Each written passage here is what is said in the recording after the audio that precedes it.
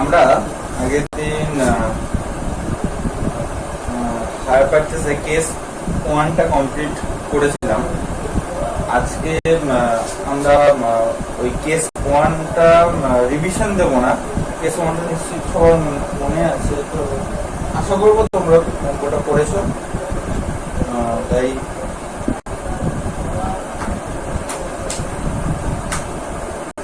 Case 1 সম্বন্ধে কিছু important note থাকবে, যেগুলো আমি এখন একটু লিখিয়ে দিই।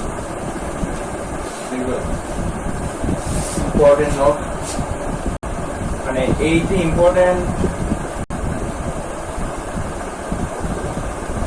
নোট মানে যেটা এখন লিখতে চলেছি।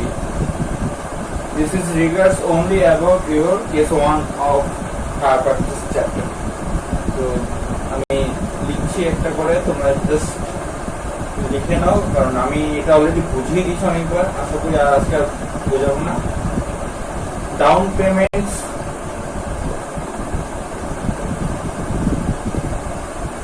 does not included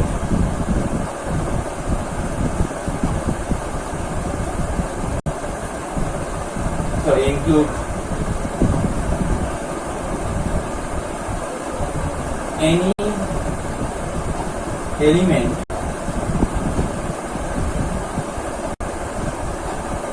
of interest.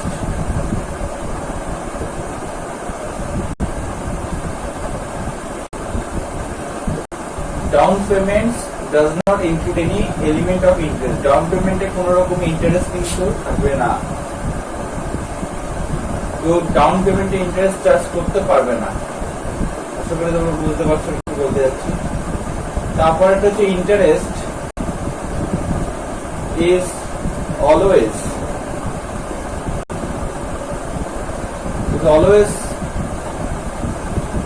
calculated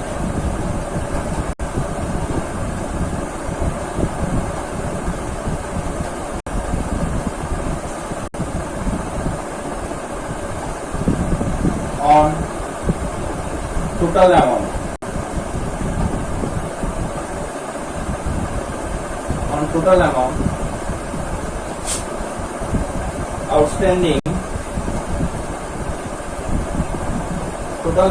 outstanding at the time of payment of installment.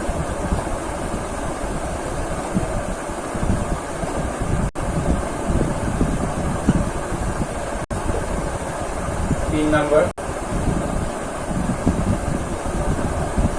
Interest element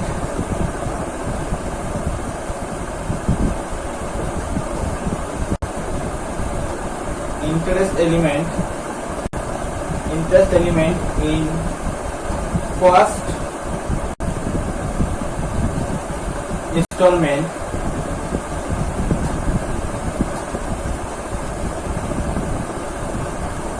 will always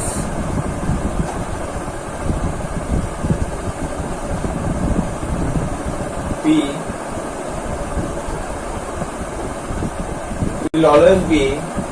more than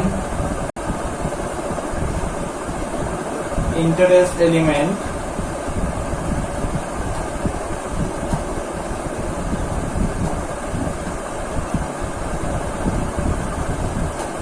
in second installment.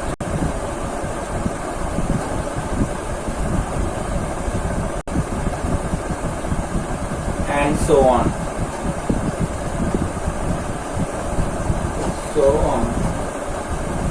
Okay. Term number. Installment একটা ফর্মুলা, এটা তোমাদের জাস্ট মনে রাখার জন্য আমি লিখে দিচ্ছি এভাবে। ইনস্টলমেন্ট ইকুয়ালস টু কি? Cash price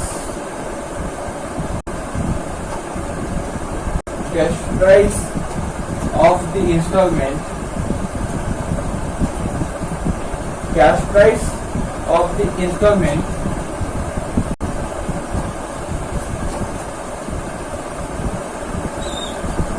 plus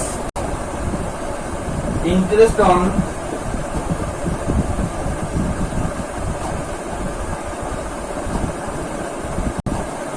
total amount outstanding.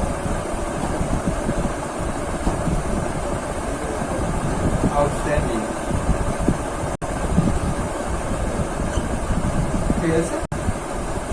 আর 5 নম্বর point, total interest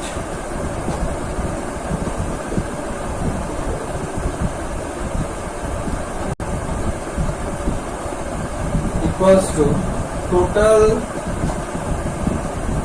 hire purchase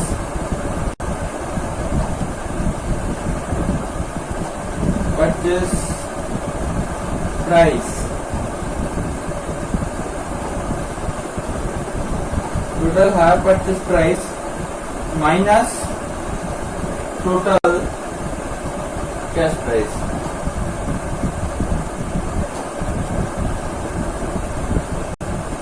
এই হচ্ছে আমাদের টোটাল 5টা পয়েন্ট। এই 5টা পয়েন্ট তোমরা লিখে নেবে।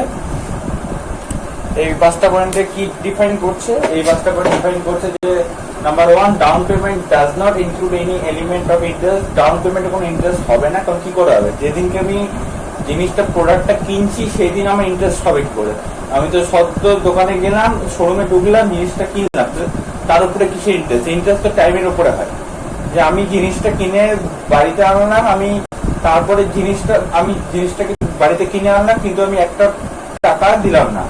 তো আমি যদি একটা 1 লাখ টাকার জিনিস আজকে গিয়ে দোকান থেকে কিনে আনি, আর 1 লাখ টাকার মধ্যে একটা টাকা আমি তাকে পেমেন্ট করলাম না, বাড়িতে নিয়ে এলাম, তো বাড়িতে এনে কতদিন পর তাকে টাকা পেমেন্ট করব?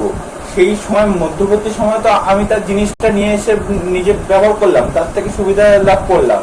তো ওই মধ্যবর্তী সময় যে ওই যে ব্যবহারটা করলাম, ওই ব্যবহারের উপর যে মূল্য সেটা আমাকে পেমেন্ট করতে হবে, আর যেটা দাম আছে সেটা তো থাকবেই। তারপর হচ্ছে note number 2, interest is always calculated on total amount outstanding at the time of payment of instalment. Interest সবসময় কিসের উপর ক্যালকুলেশন হবে? যে অ্যামাউন্টটা আউটস্ট্যান্ডিং আছে। সাপোজ আমি 2000 এক্সাম্পল, আমি এই বোঝা গেল না, আমি 3 নাম্বারটার উপরে বলছি। আমি 2017 সালে একটা 1 লাখ টাকা দিয়ে গাড়ি কিনলাম।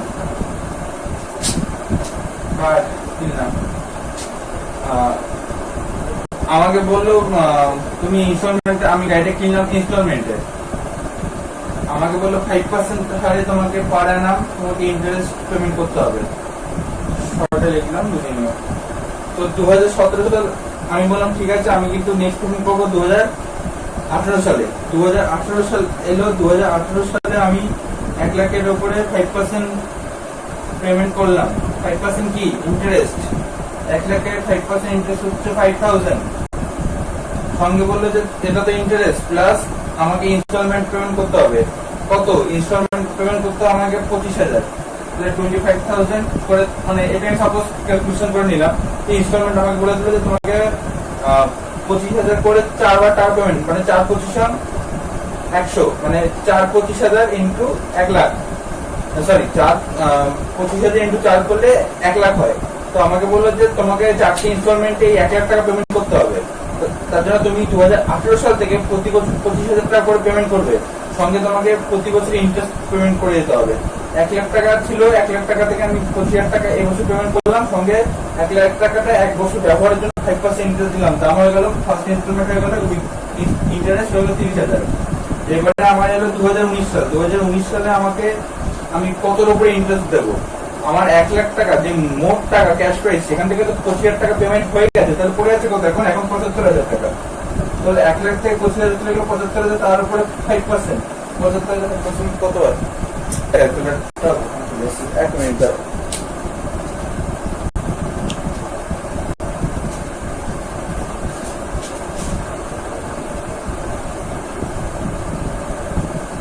75,000 5%,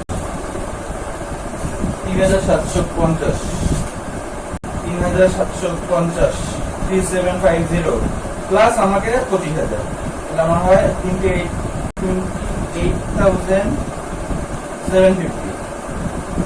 তো প্রথমবার আমার ইন্টারেস্ট ছিল 5,000, তারপরে হয়ে গেল 3,750। আমার কিসের উপর ক্যালকুলেশন হচ্ছে? Interest element in first installment will always be more than interest element in second installment. প্রথম ইন্টারেস্টে 5,000 টাকা হলে সেকেন্ড ইনস্টলমেন্টে আমার ইন্টারেস্ট হয়ে গেল 3,750 টাকা। আর এইটা কথা পূরণ হচ্ছে 2 নম্বরটা, interest is always calculated on total amount of outstanding. তাহলে আমি যখন 2018 সালে পেমেন্ট করছিলাম তখন আমার কাছে আউটস্ট্যান্ডিং অ্যামাউন্ট কত, আমাকে কার উপর পেমেন্ট করতে হচ্ছে? পুরো 1 লাখ টাকার উপরে। আমি যখন 2019 সালে পেমেন্ট করছি, 2019 সালে আমি 2018 সালে 25,000 টাকা পেমেন্ট করে দিচ্ছি। আর 2019 সালে যখন পেমেন্ট করছি তখন 1 লাখ থেকে 25,000 টাকা পেমেন্ট করে 75,000 টাকা পড়ে যায়। তার উপরে 5% ইন্টারেস্ট পেমেন্ট করলাম। 2020 সালে আমাকে প্রতি বছর 25,000 করে দিয়ে যেতে হবে। তো 2020 সালে 75 থেকে আরো 25 বেরিয়ে গেছে। তাহলে এই যে 75,000 যেটা, তাহলে কি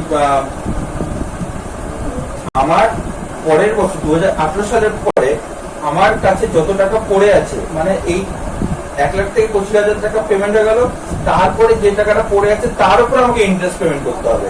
এবারে 75,000 থেকে আরো 25,000 চলে গেল, 75 থেকে আরো 25 চলে গেল, পড়ে হলো 50,000, পড়ে হলো 50,000, 50,000 5%, 2,500।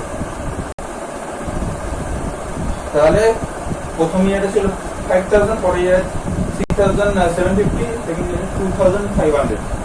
এটাকে এবারে 2020, 2021 এই করে আমাকে যত টাকা যত দূরে নিয়ে যেতে কেন আমাকে এই 25,000 টাকা তো আমাকে এই মেন যেটা ক্যাশ প্রাইস সেটার দাম দিতে হচ্ছে, সঙ্গে আমাকে এই ইন্টারেস্ট কিন্তু দিয়ে দিতে হচ্ছে। ঠিক আছে, 2021 সালে 50,000 থেকে এই 25,000 টাকা চলে গেল, আর 25,000 টাকা পড়ে গেল, আর 25,000 উপরে আরো 5% ইন্টারেস্ট, 25,000 5% ইন্টারেস্ট হয় 1,250 টাকা। এইভাবে ইন্টারেস্টটা কিন্তু কমছে। প্রথমবার ছিল 5,000, পরে 3,750, তারপরে 2,500। তো এইভাবে কিন্তু প্রতি বছর ইন্টারেস্টটা কমতে থাকবে, কারণ আউটস্ট্যান্ডিং অ্যামাউন্টটা কমছে। কারণ 2017 সালে 1 লাখ টাকা জিনিসটা কেনার পরে 2018 সালে যখন পেমেন্ট করছি তখন আমাকে 1 লাখ টাকার মধ্যে থেকে আমার 1 লাখ টাকার মধ্যে থেকে একটা অ্যামাউন্ট পেমেন্ট করা হয়নি। 2018 সালে ফার্স্ট 25,000 টাকা পেমেন্ট করলাম। পেমেন্ট করার পরে আমার হয়ে গেল 75,000, 75,000 থেকে আরো 25,000 চলে গেল, পড়ে 50,000। আমাকে 2021 সালটা দেখানো যাবে এখানে, ঠিক আছে? তোমরা নিশ্চয়ই বুঝতে পারছো, 2021 সালে 50,000 টাকা থেকে আরো 25,000 টাকা পেমেন্ট করে দেবো। তাহলে আমার পড়ে রইল 25,000। 25,000 যখন আমি শেষ ইয়ার পেমেন্ট করবো তখন 25,000 এর উপরে যে টাকা পড়ে রইল সেই টাকাটা হচ্ছে আমার ইন্টারেস্ট, তার উপর 5% আমার ইন্টারেস্ট করতে হবে। এই হচ্ছে গল্পটা। আর এটা কি বলছে যে ইনস্টলমেন্ট বলছে cash price of the instalment plus interest on total amount outstanding. তো ইনস্টলমেন্টটা কি? Cash price 25,000, cash price CP লিখলাম এখানে, CP cash price of the instalment interest on total amount outstanding. এখানে আমার ইন্টারেস্ট কত আউটস্ট্যান্ডিং? 1 লাখের উপরে, 1 লাখের উপরে আমার ইন্টারেস্ট আউটস্ট্যান্ডিং ইন্টারেস্ট কত? 5%, 1 লাখের 5%। তাহলে এটা কি ইন্টারেস্ট? তাহলে ইন্টারেস্ট প্লাস ক্যাশ প্রাইস দুটো মিলে কি হয়? ইনস্টলমেন্ট। ইন্টারেস্ট এই ক্যাশ প্রাইস প্লাস ইন্টারেস্ট, ঠিক আছে? সিপি প্লাস ইন্টারেস্ট এই দুটো মিলে হয় 30,000, মানে এটা হচ্ছে আমার ইনস্টলমেন্ট। আর টোটাল ইন্টারেস্ট আমি প্রত্যেক পেয়ে যাবো। আমার total hire purchase price total আমাকে এখানে এইভাবে, এই যে 2020, আমি ছোট করে 2021 সালটা দেখি। 2021 সালে যখন 50,000 থেকে আমার পড়ে 50,000 থেকে 25,000 টাকা মাইনাস করার পরে 25,000 টাকা পড়ে গেল। 25,000 এর উপর আমার 5% ইন্টারেস্ট হবে 1,250 টাকা প্লাস 25,000, 26,250 টাকা। তাহলে 26,250 প্লাস এইটা হচ্ছে ক্যাশ প্রাইস সিপি, এখানে এটা সরি এটা সিপি, হ্যাঁ এটা সিপি, এটা হচ্ছে ইনস্টলমেন্ট 2021 সালে ইনস্টলমেন্ট। আর এখানে পড়ে আমার 27 27,500, 27,500। তাহলে আমার হয়ে গেল 30,000 প্লাস 28,750 প্লাস 27,500 প্লাস এই যেটা 26,250। তাহলে আমার টোটাল অ্যামাউন্ট পেমেন্ট করতে হলো 1,12,500। টোটাল হায়ার পারচেজ প্রাইস কত এসে দাঁড়ালো?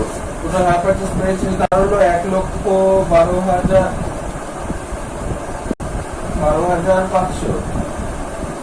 আর টোটাল ক্যাশ প্রাইস কত ছিল গাড়ির দাম? 1 লাখ টাকা। তাহলে আমাকে এক্সট্রা কত পেমেন্ট করতে হলো?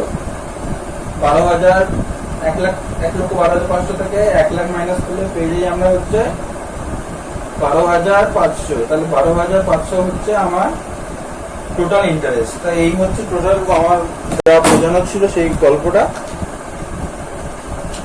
এটা নিশ্চয়ই বলতে পারবে, এখানে তেমন বোঝার কিছু নেই। তো এই নোটটা লিখে নেবে। এটা হচ্ছে কেস 1 এর নোট। আমি এটা আজকে লিখলাম, এটা আমি আগের দিন লেখাতে পারতাম, কিন্তু আজকে লিখলাম just for a revision on case 1। তো এটাই যা। আর যদি নিচের এক্সাম্পলটাকে যদি লিখে নিতে চাও তো লিখে নিতে পারো, কোনো সমস্যা নেই। ওকে, ঠিক আছে। তাহলে এবারে আমরা শুরু করবো কেস 2।